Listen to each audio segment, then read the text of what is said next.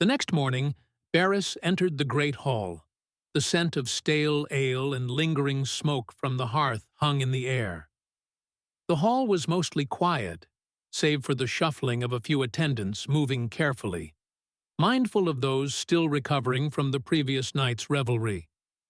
Dim morning light filtered through the high-arched windows, casting long shadows across the chamber.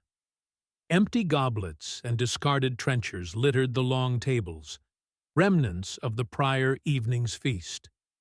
The great hearth had burned low, its embers barely glowing beneath the ash. A few warriors remained, slumped over benches or leaning against stone walls, their expressions weary. A hound lay curled beneath a table, its ears twitching at faint noises, but it did not stir. Beris strode to the long table at the center of the hall and lowered himself onto one of the sturdy wooden benches. With a simple gesture, he beckoned a nearby servant, who hurried over and bowed. "Bring me breakfast," Beris said, his voice rough from sleep. "Bread and stew." The servant nodded swiftly and disappeared toward the kitchens. A short while later, he returned, carrying a wooden tray. Upon it sat a steaming bowl of thick stew, its surface dotted with oil and flecks of fresh herbs, alongside a loaf of dark bread, still warm from the oven. The scent was rich, the aroma of slow-cooked meat and root vegetables filling the air.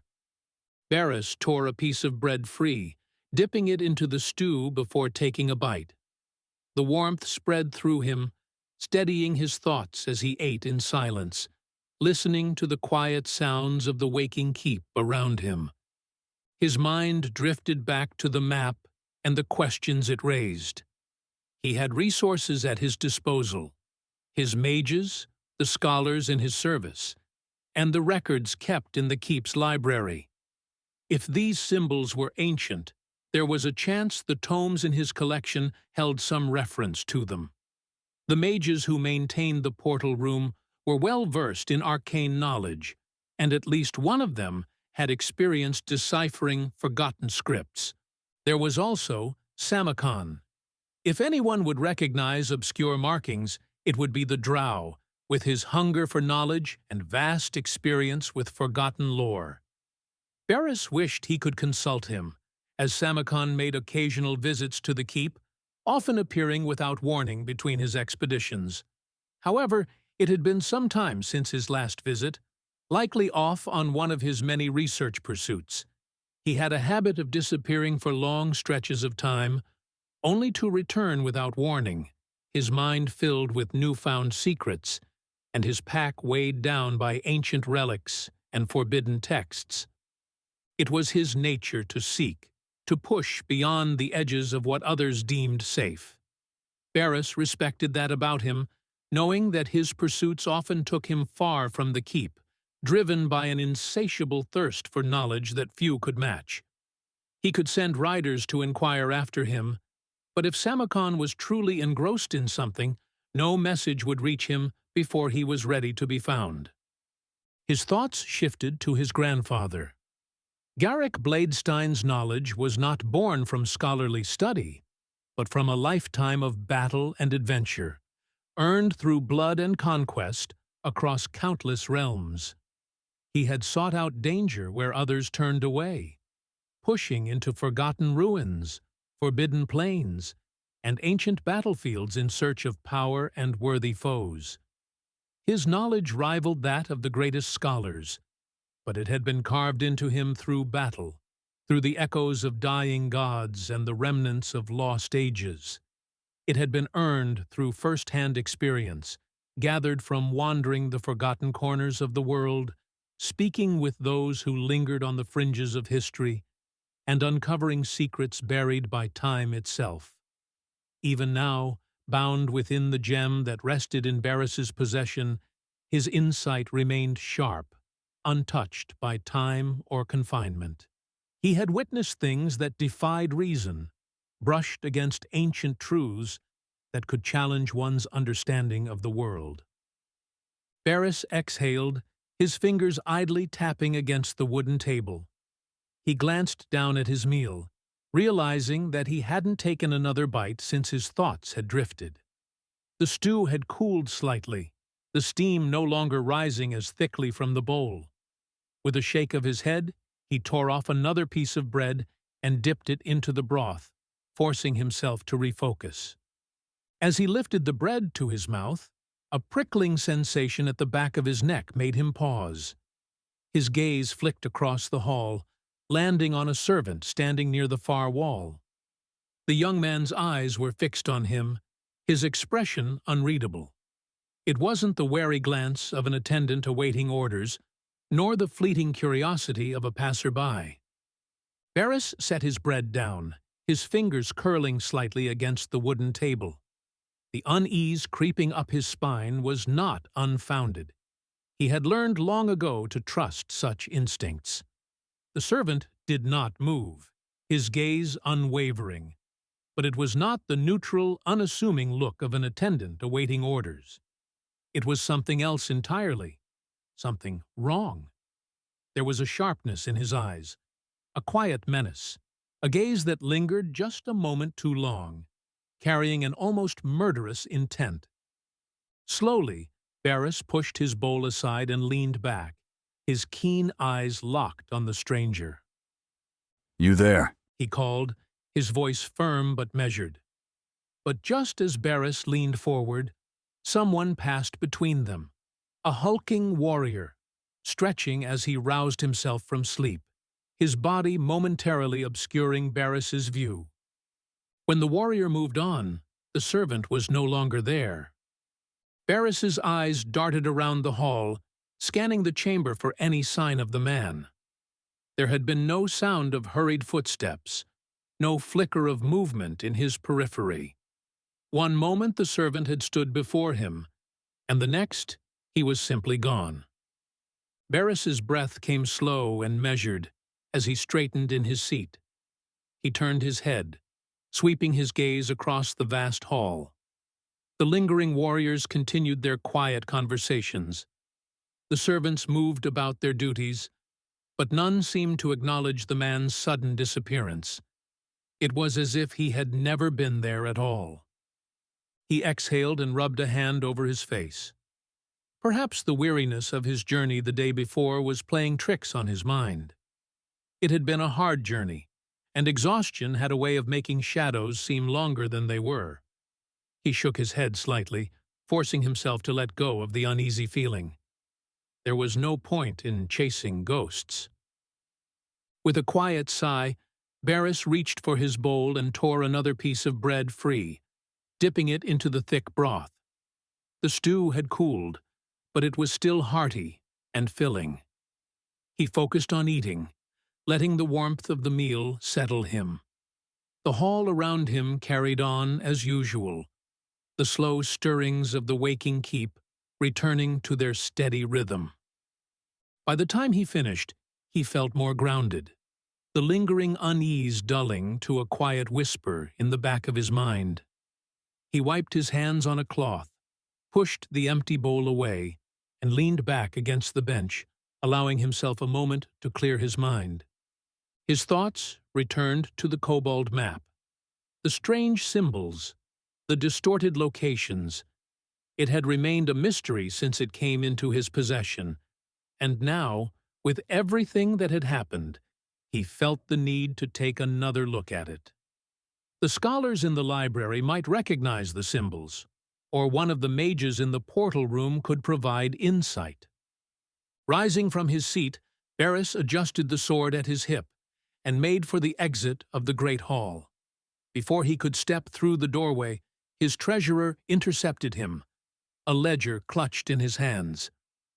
"My lord, there are matters of financial importance that require your attention," the treasurer said, falling into step beside him. Beris resisted the urge to sigh. "Walk with me," he said. "I have pressing matters of my own to attend to." The treasurer hesitated but followed, flipping through pages of calculations and expenditures. As they moved through the corridors, he detailed the state of the keep's funds, reporting income from recent contracts, mercenary work in service of righteous causes, monster hunts, and the spoils of adventuring. He also noted the costs of maintaining the keep, outfitting the warriors, and ensuring the portal room remained operational. As they neared the entrance to the library, Beris slowed his pace, glancing toward a passing steward. Ah, perfect timing. I need you to retrieve the last report on our recent supply acquisitions. See that it reaches my study within the hour. The steward blinked in surprise, but gave a swift nod. The treasurer, focused on his ledger, barely noticed as Beris turned to him. I'll need to go over the records myself before making any decisions, Beris said, his tone final. For now, see that the usual allocations are handled. The treasurer frowned slightly, but nodded. Very well, my lord. I'll ensure everything is in order. Beris offered a curt nod before slipping through the library doors, leaving the treasurer to his duties. He exhaled, finally alone with his thoughts, and turned his focus back to the task at hand. The scent of parchment and aged leather filled the vast chamber, the air thick with dust, disturbed only by the occasional shuffle of a page turning. Rows of towering bookshelves stretched deep into the dimly lit hall, some lined with pristine tomes, others sagging beneath the weight of ancient manuscripts barely holding together. Candles flickered in their iron sconces, casting long shadows against the stone walls, illuminating the winding maze of knowledge before him. Beris moved through the aisles, his fingers brushing along the spines of books as he passed. Some volumes bore titles in common script, others in archaic tongues few could decipher. The library was more than just a place of study. It was a treasury of history, a collection of wisdom gathered over countless years. Scrolls rested in stacked cubbies, bound together with ribbons of faded silk, while ledgers and records lay open on broad wooden tables where scribes had abandoned their work. A faint rustling echoed from deeper within, the sound of a quill scratching against parchment. Beris followed it. He knew the chief librarian would be here somewhere, lost in his never-ending work. As he turned a corner, past a particularly cluttered desk, buried under a chaotic sprawl of ink-stained parchment, cracked leather-bound tomes, and half-melted candles dripping wax onto forgotten notes, he spotted the familiar figure. Veren sat hunched over an aged oak desk, his frail form draped in layers of scholars' robes, their fabric worn and frayed at the edges. Deep lines carved his face, shadows pooling beneath his sharp eyes as they flickered across a brittle parchment held beneath the dim, golden glow of a flickering lamp. The flame danced with each subtle movement, casting shifting patterns across the pages, as if the words themselves were alive beneath his scrutiny. Beris stepped forward, clearing his throat softly. Veren. The librarian remained hunched over his work, his quill gliding smoothly across the parchment as if the outside world did not exist. Beris waited a beat, then another, watching as the old scholar muttered something under his breath, dipping his quill into an inkwell with practiced ease. He rapped his knuckles lightly against the edge of the desk. Veren. Still, the librarian remained locked in his task, absorbed beyond distraction. Beris narrowed his eyes slightly, then smirked. He took a step closer, adopting a deliberately formal tone. Veren, I bring word of newly acquired tomes that may be of interest to the library. Perhaps among them, you will find knowledge worth preserving. Veren's quill halted mid-stroke at the mention of new tomes, his head jerking up with a sharp glint of interest in his eyes. He adjusted his spectacles and peered toward Beris, expectation clear on his face, until recognition set in. The eager anticipation flickered into brief confusion before widening into surprise. His gaze snapped fully onto Beris, and for a moment he looked as if he had just been pulled from a dream, and his expression shifted from startled awareness to a mix of exasperation and amusement. With a startled blink, Veren set his quill down, rubbing his temples as he exhaled. My lord, forgive me, I wasn't expecting you. Veren straightened slightly, adjusting the folds of his robes as he regarded Beris with a mixture of curiosity and formality. It is always an honor to have you visit the library. To what do I owe the pleasure? Beris allowed a brief smirk before reaching into the pouch at his belt. I have something that requires your expertise. He withdrew the kobold map, unfolding it carefully and placing it atop the scholar's already cluttered desk. I came across this just yesterday. The symbols don't match any known script I'm familiar with, and the locations seem wrong. Veren's fingers hovered over the parchment, his gaze sharpening as he examined the crude markings. He traced one of the symbols lightly, muttering under his breath. This script is unfamiliar, yet there are echoes of something ancient. Something deliberately altered. He leaned in closer, adjusting his spectacles as his eyes flicked between the various markings, his mind already at work deciphering their purpose. The locations. Yes, they seem distorted, but not at random. This isn't mere nonsense scribbled by an untrained hand. Someone went through great effort to obscure whatever this is meant to depict. Veren tapped a finger on one of the map's corners, where a cluster of symbols seemed almost layered atop one another. There is intent here.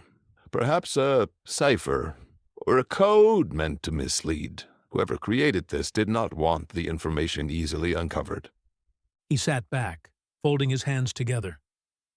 Tell me, my lord, where exactly did you come across this? And under what circumstances? Beris leaned slightly against the desk, considering his words before speaking. His gaze flickered to Veren, measuring the scholar's reaction as he began. I found it after cutting down a group of kobolds. They were lurking near Frostfang Pass, along an old supply route leading to the keep, setting crude traps and picking over whatever scraps they could find. Hardly a challenge, nor an unusual sight. Veren's brows furrowed as he absorbed the account. A kobold. And yet this map is no mere crude scrawl. These markings, they resemble old war ciphers, the kind used to obscure sensitive military information. Troop locations, compositions, supply lines, all encoded, to avoid falling into the wrong hands. Beris raised an eyebrow, his expression shifting from intrigue to mild disbelief. Kobolds? With something like this? That doesn't add up. They're scavengers, opportunists. They hoard scraps and trinkets, not coded military intelligence. He shook his head slightly, tapping a finger against the map. Veren nodded slowly, his fingers still tracing the symbols. It is true that kobolds are not known for their strategic minds. They are simpler creatures by nature, yet when guided by a stronger force, they can display an unusual level of coordination. Historically, they have served dragons, powerful warlords, or other creatures of great influence. Without leadership, they squabble and scavenge. But under the right master, they can be cunning and resourceful. If they were in possession of something like this, it was unlikely to be by mere chance. Someone orchestrated this, someone who wanted it protected or hidden,